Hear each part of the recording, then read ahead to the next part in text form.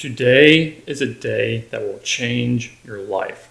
For today, in this video, we're going to read what the writers of the Rings of Power most desperately repress in their rewriting of Galadriel. What we find will shock you.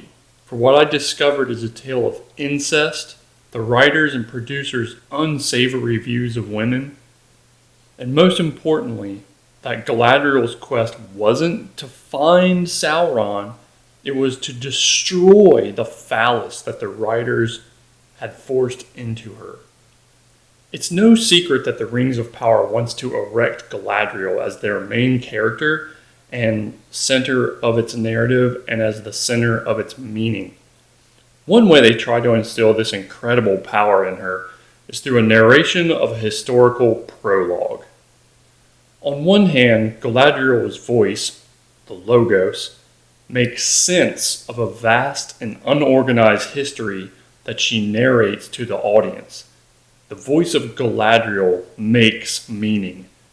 But, at the same time, it might be said that already, even this early in the show, her voice is not her own and is in fact the voice of a male. When we first see Galadriel, she is young, light, in a white gown and playing with a folded paper swan. She has a question. In fact, she is full of questions, draped in a folded gown, draped in the folds of veiled meaning, playing with the folds of meaning, playing with feminine folds, the veils of meaning. Who will answer her question? Who will straighten out the gown, give it structure, provide clarity? Who will unveil true meaning to Galadriel? Can Galadriel do this herself? The answer comes from a male. Her older and thus more primordial, more originary brother gives her the answer, gives it using his originary and all-powerful Logos or voice. Thus, it is in fact his meaning, his logic, his speech that organizes the being of Galadriel, sets the course for Galadriel, arrests her playing with multiple folds, and gives her the singular way in which she should orient herself in the world of the Rings of Power. It must be said, parenthetically, at this point, that this moment, Galadriel receiving her brother's Logos, her brother's meaning, constitutes an important rupture in the storyline of the Rings of Power.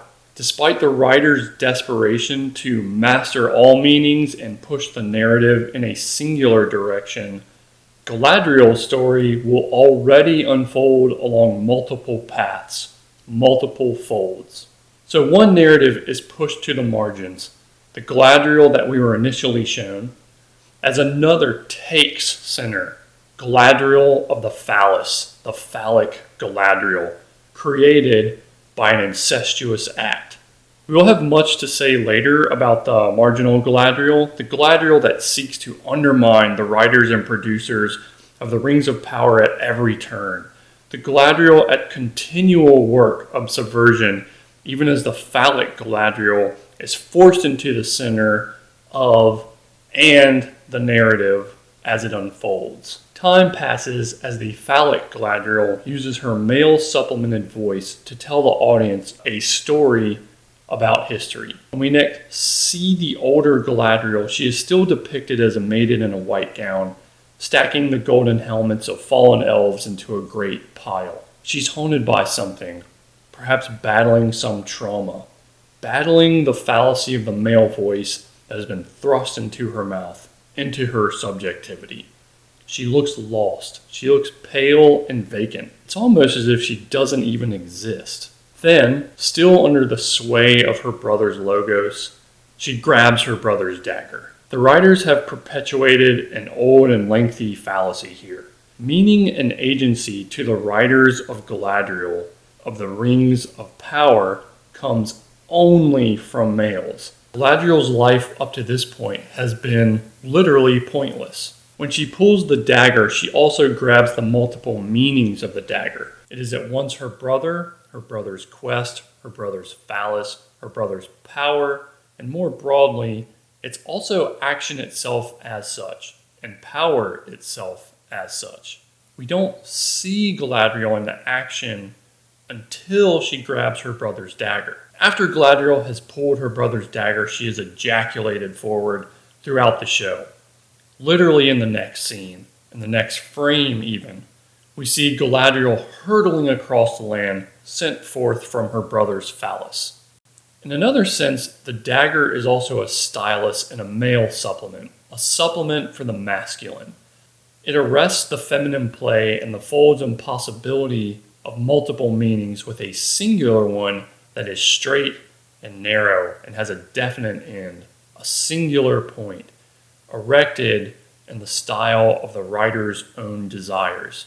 Thus, we can see why Galadriel never really develops or unfolds much over the course of the season. Consider the following. Galadriel's face never changes from a stern scowl. Galadriel is uncompromising.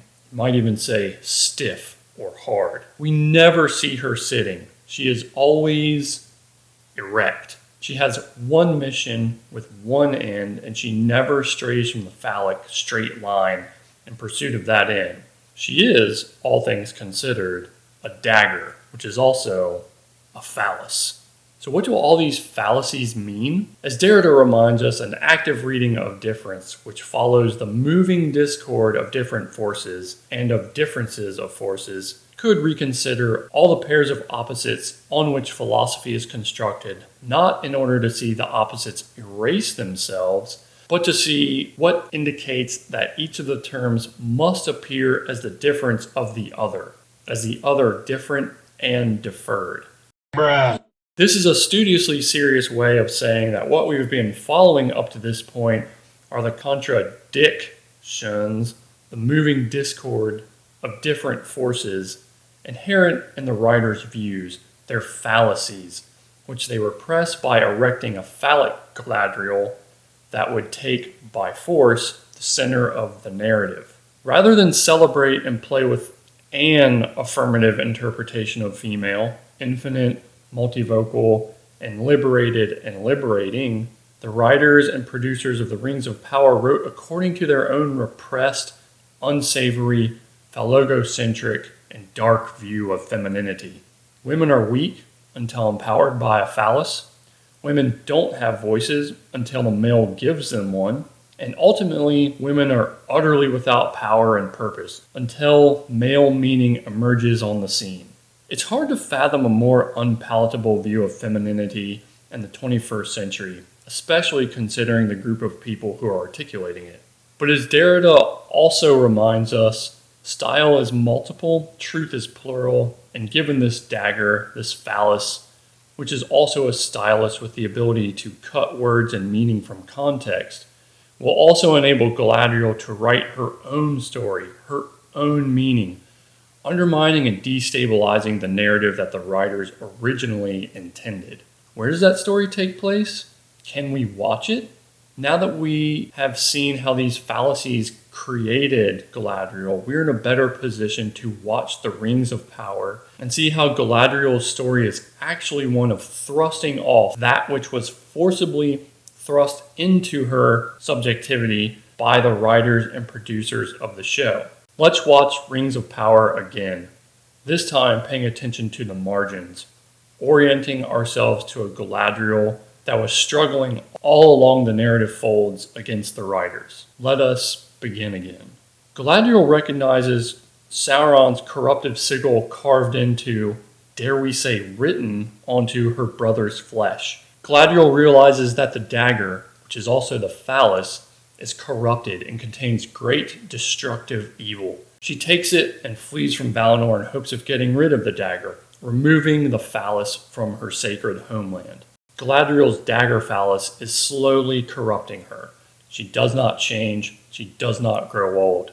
Galadriel is nearly invincible.